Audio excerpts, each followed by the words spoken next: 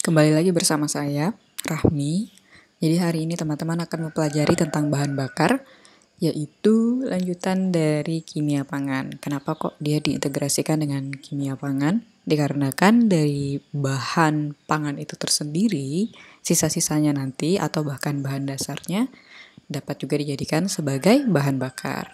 Contohnya apa? Ada glukosa, kemudian ada gas alam. Gas alam bisa didapatkan dari hasil limbah pangan yang difermentasikan, atau mungkin bisa juga dari dasar bumi yang biasanya dilakukan penyulingan, terutama hasil minyak yang dilakukan pengeboran atau pengambilan minyak dari dasar laut dan juga dari daratan ya.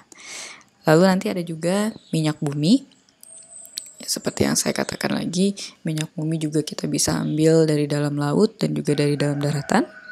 Lalu ada batu bara. Batu bara itu merupakan fosil dari hewan-hewan, lalu dari tanaman-tanaman yang sudah sangat lama sekali dan tertimbun di dalam tanah kita. Dan itu didapatkan dari daerah yang sebelumnya sangat banyak hutan ya, atau mungkin kehidupan. Terutama daerah Kalimantan dan juga Sumatera. Itu sangat banyak sekali sumber batu bara atau sumber bahan bakar batu bara. Lalu ada juga hidrogen. Hidrogen ini dia berarti berupa gas ya. Bisa juga dijadikan cairan, tapi harganya lebih mahal. Nah, teman-teman perlu mengetahui bahan bakar agar nanti bisa memproses segala sesuatu yang dibutuhkan dalam pekerjaan ya. Bahan bakar misalnya membuat makanan itu diperlukan bahan bakar agar kita bisa memproses pemanasan sehingga nanti bisa awet makanannya. Kalau dalam pembuatan batu bata juga bisa, dikarenakan batu bata itu butuh pengeringan dan juga pemanasan untuk mengurangi kadar air ya dari lumpur atau dari adonan batu bata itu. Maka biasanya kalau ingin cepat dilakukan pengeringan dengan menggunakan oven ya. Oven juga membutuhkan bahan bakar, bisa dari gas alam, minyak bumi, atau bahkan dari batu bara. Ya, karena batu bara biasanya digunakan dalam pembangkit tenaga listrik. Kalau hidrogen biasanya untuk pembentukan peledak ya. Peledak kalau mau menggali batu bara misalnya, kita harus meledakkan dulu tanahnya itu. Ya, itu berarti butuh hidrogen. Jadi segala sesuatunya di sini sangat terkait ya. Glukosa juga seperti itu. Kalau tidak ada makanan atau pangan atau hasil pertanian yang mengandung glukosa, maka tidak ada energi di dalamnya ya. Dan energi itu nantinya juga akan menghasilkan bahan bakar yang melalui apa? Alkohol. Transfernya dari apa? Proses fermentasi. Contohnya untuk glukosa ada bioetanol ya. Kita lihat lagi slide selanjutnya, ada matahari. Kenapa dikatakan matahari sebagai sumber energi? Ya karena matahari kita bisa dapatkan hingga 24 jam ya, tapi tidak seluruhannya di satu tempat, tapi berpindah-pindah. Ya, bayangkan kalau dalam suatu tempat itu menggunakan sel atau panel penangkap surya untuk ditransfer menjadi energi listrik maupun energi panas, maka kita tidak memerlukan energi atau sumber energi yang berasal dari bahan yang tidak dapat diperbaharui. Dan matahari ini merupakan sumber energi yang bersifat alami ya. Dan di sini didapat dari reaksi fusi inti yang mengubah inti hidrogen menjadi inti helium. Itu energi dari matahari. Dan matahari kalau tadi ditangkap dengan panel surya yang saya katakan tadi, maka akan dikonversi sebagai energi listrik. Atau mungkin energi listrik tersebut akan menghantarkan panas. Maka dari itu kalau rumah-rumah di Indonesia juga ada ya, di Berau misalnya. Itu ada rumah yang menggunakan panel surya. Tapi saya tidak tahu fungsinya untuk kebanyakan listrik atau listrik tersebut dihubungkan untuk membuat air panas.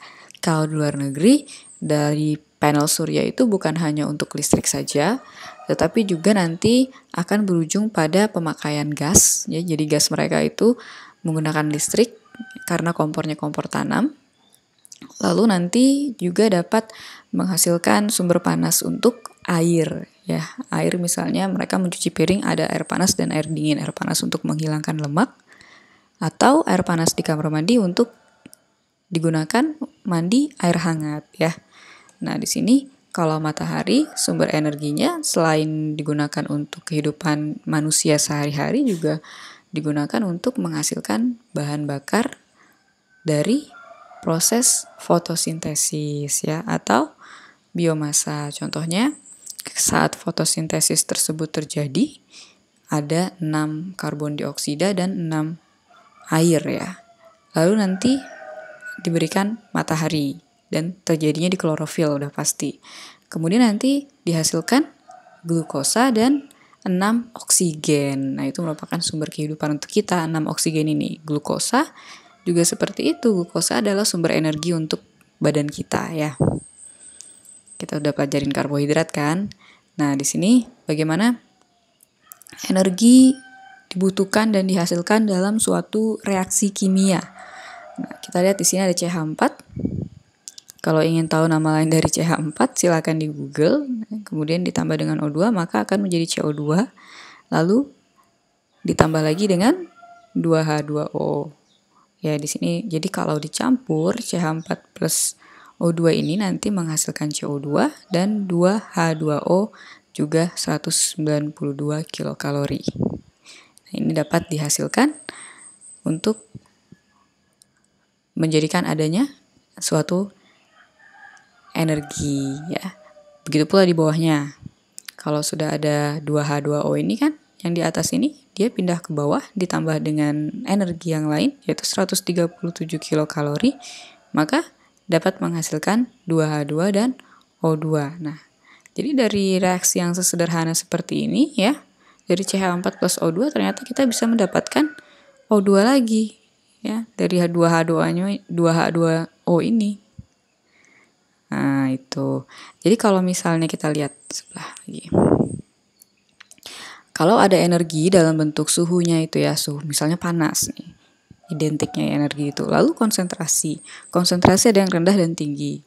Katalis. Katalis itu berarti dia akan membantu proses penggabungan ya. Katalis itu sebagai perantara. Nah, 3 hal ini nanti akan mempengaruhi kecepatan dari reaksi kimia yang di atas tadi saya jelaskan ya. Contoh, ini ada propan, lalu ada oksigen, akan menjadi karbon, oksida, air, juga panas dan cahaya. Gitu. Ada di mana ini? Ada di mana coba? Coba dicari tahu. Ini gambar yang di sebelah kanan ya. Jadi di sini contohnya penerapannya pada bagian sel untuk pengisian energi berupa bensin. Nah, itu. Lalu kita lihat apa hukum-hukum yang melibatkan energi.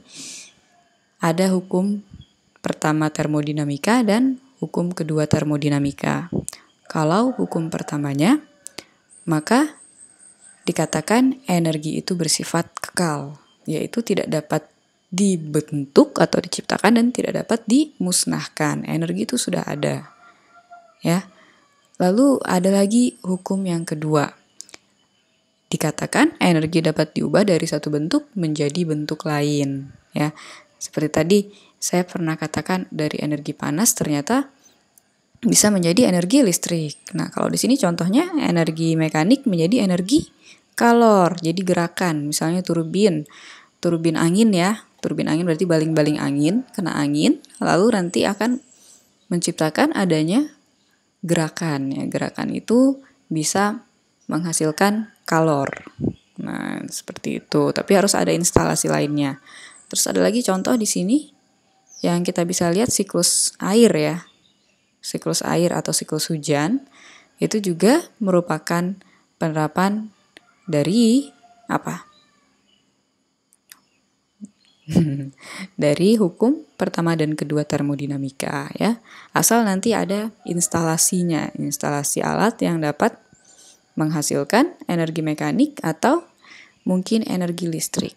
Kemudian nanti menjadi energi kalor. Kalor itu berarti ada panasnya. Batu bara. Nah, tadi saya sudah katakan kalau batu bara itu tidak dapat diperbarui.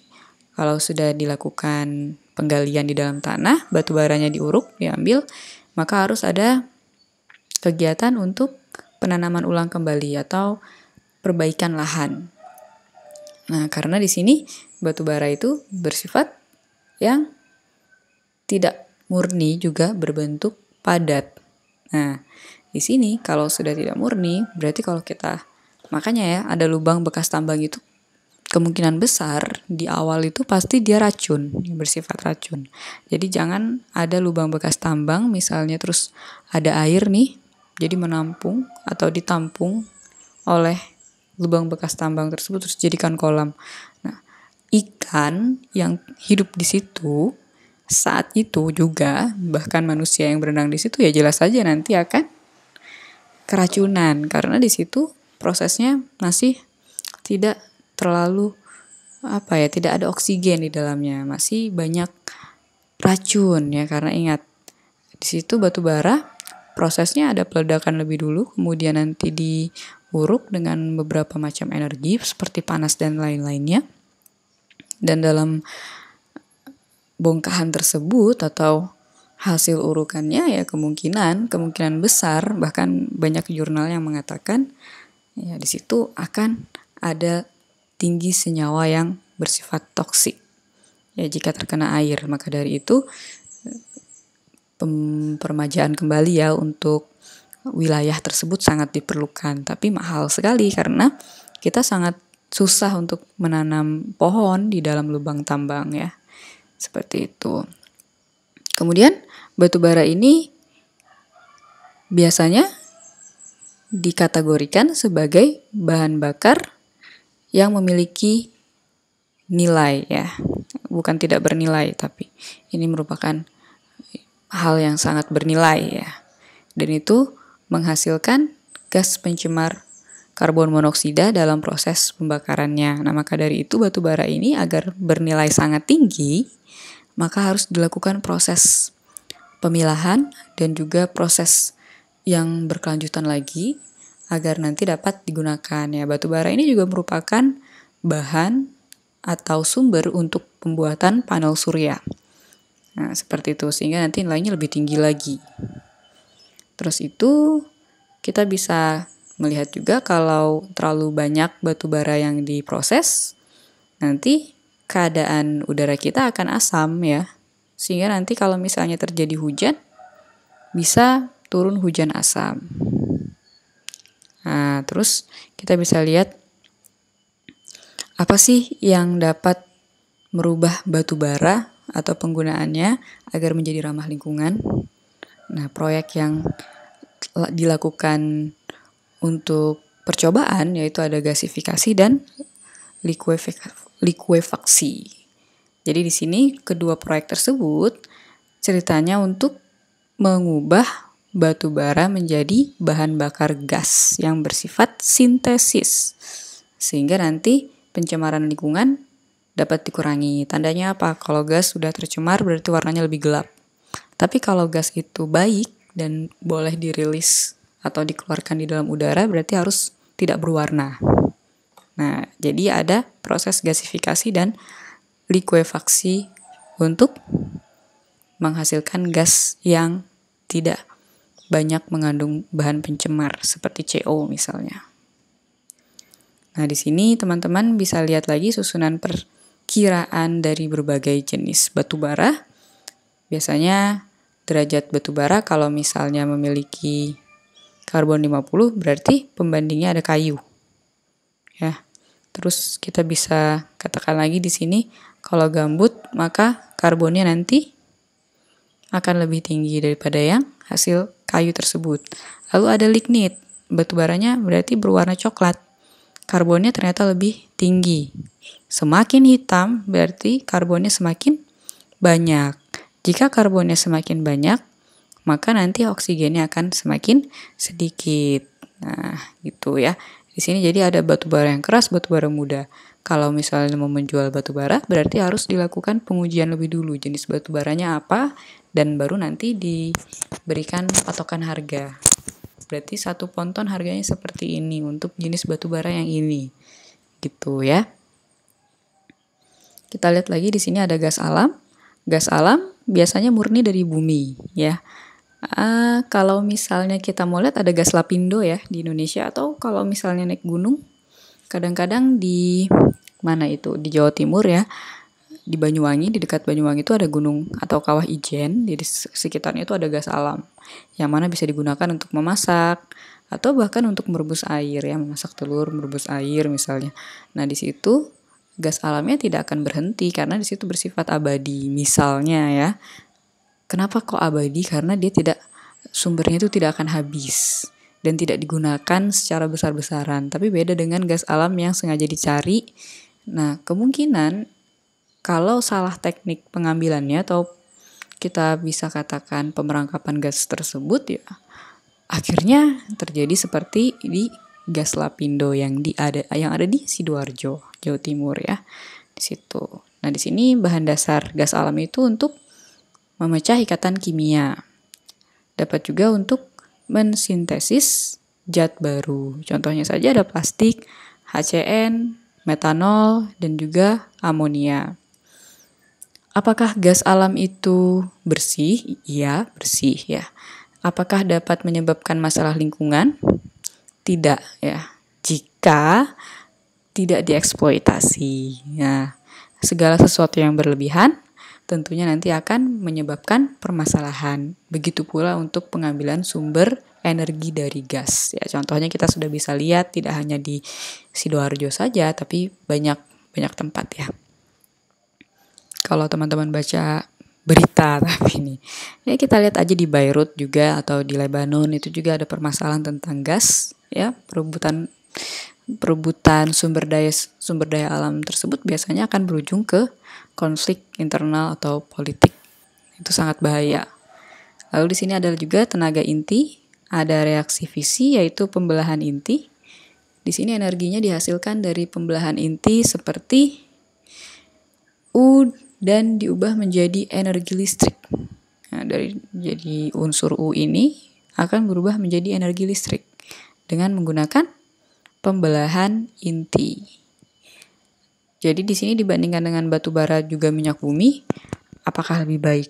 Ya, lebih baik karena dia memperkecil pencemaran udara dan berpotensi untuk tidak melepaskan zat-zat kimia berbahaya. Kecuali kalau pencemarannya dalam posisi yang panas ya, pencemaran termal. Nah, itu bisa terjadi, bisa saja ya terjadi ya. Kita tidak pernah tahu apa yang dilakukan oleh pabrik.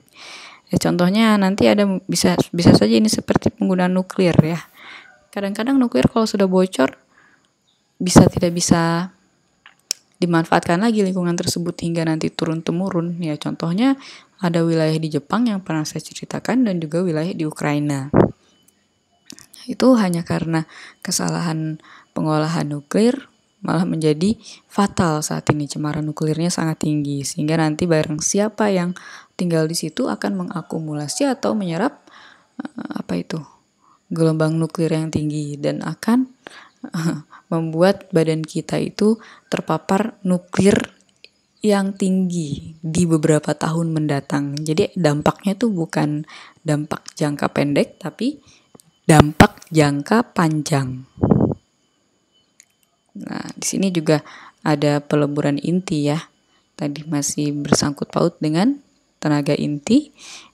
Dari peleburan inti ini nanti akan menghasilkan energi yang sangat besar ya. Bisa aman asalkan sifat radioaktifnya minim. Kalau ternyata radioaktifnya tinggi, ya bisa tidak aman ya. Terjadi pemrosesan yang mengakibatkan kebocoran secara besar-besaran, ya sama aja bohong ya. Itu siapa tahu nanti mau membuat rumah dengan menggunakan sumber dari tenaga inti atau mungkin mau meletakkan suatu kota yang mana di situ ada pembangkit tenaga nuklir misalnya. Berarti teman-teman harus tahu kalau ada suatu perumahan yang dekat tenaga nuklir harus ngapain supaya tidak tercemar ya, supaya tidak ada gangguan radioaktif itu harus dicari tahu ya. Zaman sekarang udah banyak rumah yang dapat meredam radioaktif. Tapi dibutuhkan teknologi. Banyak rumah bukan berarti sangat banyak loh. Banyak, mungkin ada beberapa dalam satu wilayah. Ya, tapi belum bisa dikatakan mungkin di negara berkembang ada. Ya, atau tidak bisa dikatakan juga jika di negara berkembang itu tidak ada. Kemungkinan di negara kita ada, di suatu desa sana di pelosok yang memiliki rumah dengan desain dapat menyerap radioaktif sehingga radioaktif itu tidak dapat tembus ke penghuninya. Nah, itu merupakan suatu pemikiran yang lebih jauh ya untuk sumber energi ini. Lihat lagi bensin. Bensin sebetulnya dari mana? Nah, bensin ternyata merupakan campuran hidrokarbon dengan kisaran karbon tertentu. Nah, di sini isomernya yang digunakan atau yang ada yaitu adalah isooktana. Dan di sini akan menentukan kualitas bensin. Teman-teman sangat familiar ya dengan kata-kata premium, pertalite, dan juga apalagi yang di atasnya dexa, semua dex berapa gitu. Itu berarti merupakan kemurnian ya. Lebih murni maka pembakarannya akan lebih sempurna sehingga nanti tidak terjadi pencemaran yang tinggi ketika kita menggunakan bensin yang lebih murni. Karena proses pembakarannya dapat dikatakan lebih sempurna. Nah, kita lihat lagi di sini untuk membuat kualitas anti-knocking dari bensin yang mana dapat menyebabkan pencemaran udara, maka kita harus menggunakan TEL atau tetraethyl lead. Ya, mungkin seperti itu bacanya. Oke, dan di sini teman-teman juga bisa tahu kalau dari energi bensin itu selainnya ada minyak bumi.